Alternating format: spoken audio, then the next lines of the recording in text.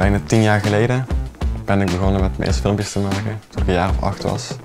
Toen had ik eerst een cameraatje gekregen, toen begon ik met vrienden YouTube filmpjes te maken. Toen ik uiteindelijk naar de basisschool ging, toen was ik ook zo al aan het filmen. En me verder gaan ontwikkelen, kijken wat ik mee kan doen, hoe ik mijn verhalen kan gaan vertellen in films. Met film kun je heel mooie emoties overbrengen in een paar beelden, in een paar seconden, in een paar minuten. Zo kun je de kijker amuseren, maar ook gewoon een mooi verhaal vertellen. Wat kunstbende voor mij persoonlijk betekend heeft, is dat ik denk ik iets opener ben geworden. Na een voorronde bij kunstbende met je film heb je een soort interview gekregen. En dan moet je voor je publiek je film vertellen.